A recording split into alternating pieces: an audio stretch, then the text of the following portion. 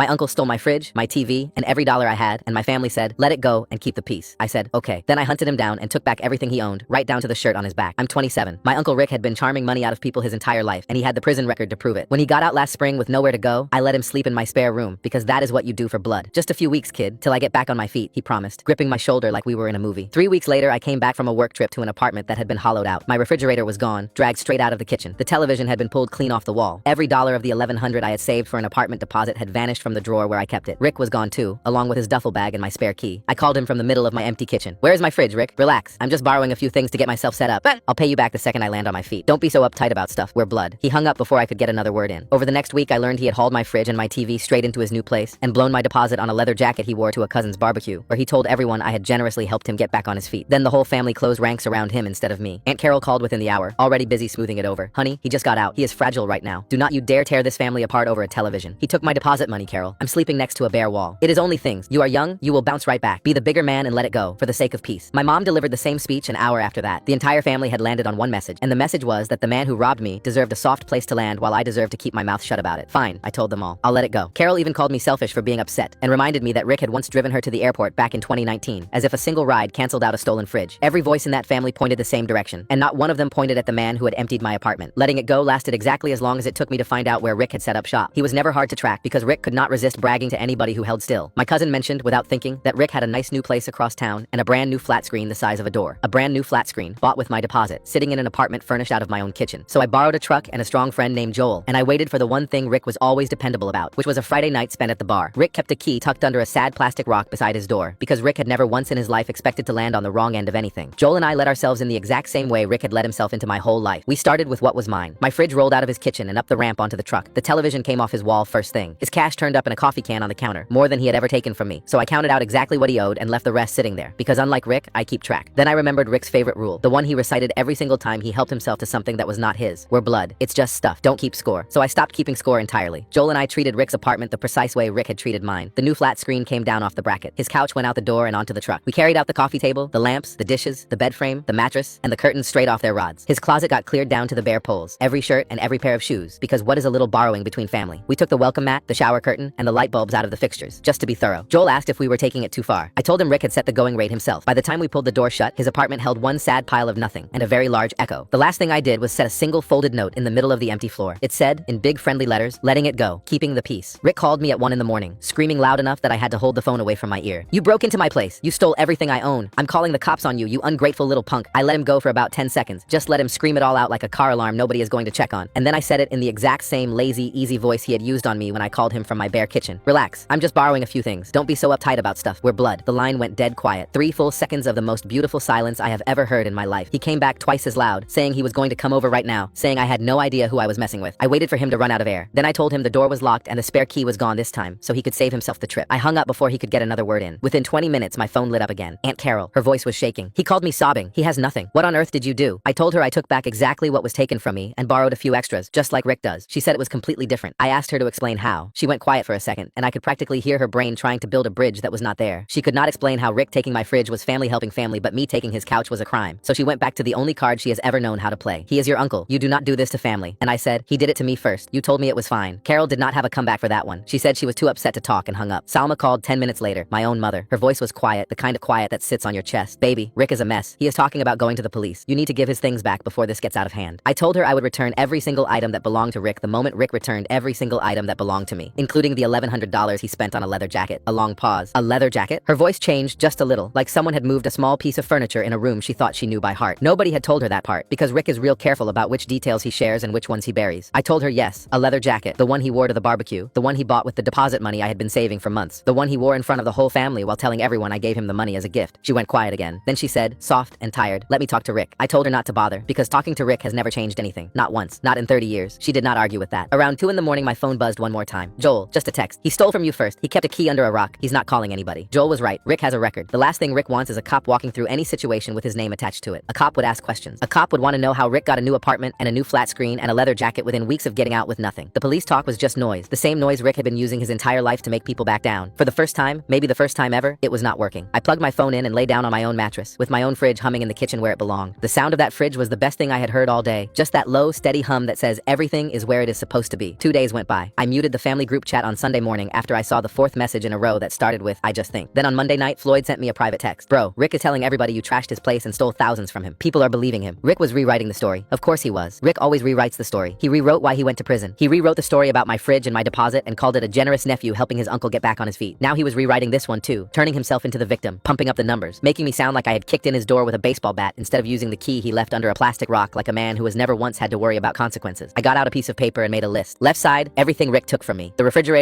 bought used for about $350. The television, worth maybe $400, $1,100 in cash. Right side, everything I took from his apartment, with what was mine marked separately from what was his. I kept it honest, because here is the thing I was not going to pretend about. I took more than what was mine. The stuff I took that was Rick's was worth more than the stuff he took that was mine. That is just the math. But Rick blew through $1,100 of my savings and called it borrowing, and not one person in my family ever asked him to make a list. They just told me to let it go. So I made the list they never asked Rick to make, and I made it for both of us, because somebody in this family had to start keeping honest records. Tuesday evening, Salma knocked on my door. Soft, almost careful. Her face was not tight the way it gets when she is about to lecture me. It was soft, and her eyes looked like she had not been sleeping well. Rick wants to come over and talk this out, she said, standing in my doorway with her purse still on her shoulder. Face to face. He says if you just give back his couch and his clothes, he will pay you back for the deposit money. He promised me. I almost laughed. How many times has Rick promised to pay someone back? Salma's face tightened around the mouth. She knew the answer. The answer was a number so high you would run out of fingers on both hands and have to start borrowing other people's. He is my brother, she said. I cannot just cut him off. I leaned against the doorframe. Nobody asked you to cut him off. I'm asking you to stop asking me to pay for him. Something changed in her face right then, like a light switching on in a room that had been dark for a long time. She walked past me, slow, and sat down at my kitchen table. The same table Rick did not bother to steal because it was too heavy to carry by himself. She put her hands flat on the surface and looked at me with the look of someone seeing something they probably should have seen a long time ago. You really are not going to let this go, are you? She said, quiet, almost to herself. No, I told her. I'm not. She nodded, slow, like each inch of that nod cost her something. Then she said she would bring Rick over on Saturday so we could settle this face to face. I said fine, but I had one condition. Everybody comes. Carol, Floyd, all of them. If the family wants to have an opinion about what I did, then the family can be in the room when we talk about it. No more phone calls, no more secondhand stories. Everybody sits at this table and we go through it together. Salma agreed. She stood up, picked up her purse, and walked to the door. And I swear she looked 10 years older than when she had walked in. Saturday I was up before the sun. I cleaned the apartment top to bottom with a rag and a bottle of spray cleaner, wiped every counter, swept the floor, even cleaned the bathroom mirror. It was not about making things look nice. It was about having control over something. I pulled chairs from around the apartment and set them around the kitchen table, one for each person. And then I took my list and set it right in the center of the table, face down, like a card I was not ready to flip yet. I filled a glass of water for every seat. My mom raised me to be a host, I guess. Even when the people sitting at your table are there to argue with you, you still put water out. 5 glasses, 5 chairs, 1 piece of paper in the middle. This was not going to be a family dinner. This was going to be a reckoning. Carol arrived first and came through the door talking. Grown men acting like children over furniture. I had to cancel plans for this. I pulled out her chair and held it until she sat down. She gave me a look, not sure if I was being polite or making a point, and she was right not to be sure because I was doing both. Floyd came next, walking in quiet the way people walk into a room when they know they played a part in what is happening. I gave him a small nod and he sat down without a word, picking up his water glass and turning it in his hands. Salma came in last before Rick. Her eyes were red and she sat at the end of the table, folded her hands, and said nothing. The 4 of us waited in my clean kitchen with that piece of paper face down in the center, and the only sound was my fridge humming in the corner, steady and calm. 15 minutes late, because Rick has never once in his life respected another person's time, the door opened. Rick walked in like he owned the building. He was wearing the jacket, the $1,100 leather jacket bought with my deposit money. It was brown, it fit him well, and he wore it like a man who thought it made him untouchable. He did not sit down. He planted himself in the middle of my kitchen with his arms crossed and looked around the room slow, from face to face, then pointed at me. You want to play big man? Let's talk about how you broke into my home and robbed me blind. The room held its breath. Everyone was waiting for me to fire back and make this the screaming match Rick wanted. I did not. I reached across the table and flipped the list over, sliding it to the center where everybody could see it. Everything I took is on that list, I said, calm. Everything you took from me is on that list. The fridge, the TV, $1,100 in cash. I took back what was mine and I took extra because you spent my deposit on that jacket you are wearing right now. I did not raise my voice. I just said it and let it sit there, the way numbers sit there, impossible to charm your way around. Carol reached for the list and read it line by line, her lips moving a little as she added things up. Floyd was not looking at the list. Floyd was looking at the jacket, staring at it the way you stare at something when you finally understand what it cost and who paid for it. Salma was looking at the jacket too, her red eyes fixed on that brown leather like she could see every dollar I had saved stitched into the seams. Rick felt the room shift and did what he always does when the ground starts moving under him. He laughed. Not a real laugh, the kind he uses when he wants everyone to believe that whatever is happening is too silly to take seriously. You're really sitting here with a little spreadsheet? This is family, kid. We don't do accountants. He looked around the room waiting for someone to laugh with him. Nobody did. Carol set the list down flat and looked up at Rick, and her face was different. Not the smoothing over face or the let it go face, hard and still and aimed right at him. Rick, she said slowly, spacing each word like it had weight. Is that the jacket? The grin stayed on his mouth, but his eyes moved. Just enough. He looked at Carol, then Salma, then Floyd, then back at Carol, doing the only math Rick was any good at, which was figuring out how much trouble he was in and how fast he could talk his way out of it. He had worn the jacket to show me he still had something I could not take back. He had not thought about what it would look like to a room full of people who had just read a list with $1,100 written next to the word cash. The jacket was not a flex anymore. It was evidence. Rick tried to redirect. He pointed at me again, louder. This kid broke into my apartment. That is a crime. You don't just walk into someone's home and take their bed. I did not flinch. You walked into my home and took my fridge, I said. You took my TV off the wall. You took cash out of my drawer. You had a key I gave you in good faith. And then you told everyone I helped you voluntarily. I let that sit and watched the room absorb it. Carol jumped in. Both of you did wrong. wrong? Can we just agree to return each other's things and move forward? I shook my head. No, I did not do wrong. I responded. There is a difference. Rick stole from me, and every person in this room told me to eat it. Not one of you called Rick and told him to bring my fridge back. You told me to be the bigger man. I looked around the table at Carol, Floyd, Salma. So I was. I got bigger than all of you. Nobody had an answer for that. Then Floyd spoke. First time since he had walked in, quiet but steady, the voice of a man who had been sitting on something heavy and finally decided to put it down. He's right, Floyd said. I was at that barbecue. Rick was wearing that jacket and telling everybody the kid gave him money to get started. I didn't say anything because I didn't want the hassle. That's on me. The room shifted. I could feel it like a wall cracking down the middle. Salma put her hand flat on the table and looked at Rick. Did you really tell people he gave you that money? Rick did not answer. His jaw tightened and he stood there in my kitchen looking like a man who had just stepped on a nail but did not want anyone to know it hurt. Then the mask slipped. His voice got louder, faster, words tumbling out like he could outrun what was happening if he just talked quick enough. So what? So I stretched the truth a little. I just got out. I had nothing. You people have no idea what it's like to start over from zero. I needed things. I needed to feel like a person again. He was pacing now, hands cutting through the air. The charm was gone. What was underneath was raw and ugly and loud. Salma stood up. She rose out of that chair like it took everything she had, and when she spoke, her voice was the quietest it had been all day, but it filled every corner of the room. Rick, I drove 45 minutes every month to visit you. I put money on your books. I co-signed your phone plan when you got out. My son gave you a roof, and you stole from him and then told me to make him be quiet about it. Rick opened his mouth. Salma held up one hand, palm out, steady as stone. I am talking. Rick closed his mouth. I had never seen that happen before in my entire life. Salma turned to me. Her eyes were full, but her voice was steady. I should not have told you to let it go. I was wrong. I was so busy trying to keep things calm that I forgot to keep things fair. I nodded. I did not say it was okay, because it was not okay. But right then, that was enough. Rick made one last play. He stepped toward me and jabbed a finger at my chest. You think you're better than me? You're just younger. Give it time, kid. Life will chew you up the same way it chewed me up. And when it does, nobody is going to hand you a spare room. I looked at his finger, then at his face. The difference between you and me is that when someone hands me something, I don't steal the rest of the house. Take the jacket off, Rick. He blinked. What? The jacket? You bought it with my money. Take it off or I'll add it to the list and we can keep going. Rick looked at Carol. Carol would not meet his eyes. He looked at Floyd. Floyd was looking at the floor. He looked at Salma, and Salma was looking right back at him with an expression that said she was done. Done covering. Done explaining. Done making excuses for a grown man who had never once earned one. Rick had no one. The room was as empty for him as his apartment was when he walked back into it. He reached for the zipper slowly. He pulled that jacket off one sleeve at a time, and every inch looked like it cost him something. He dropped it on the table, right on top of the list, and walked out of my apartment without a word. Carol folded the jacket and said, I owe you an apology. I do. Floyd squeezed my shoulder on the way out. Salma stayed behind, washed the glasses, dried them, put them away. Before she left, she held my face in both hands and said, you turned out good. That part is not because of me, but I'm proud of it anyway. Joel picked up the truck the next morning and we returned Rick's couch, his bed frame, his clothes, everything that was not originally mine. I kept the jacket, sold it online for $400, and put the money toward a new deposit. Rick never called again. The fridge kept humming all night.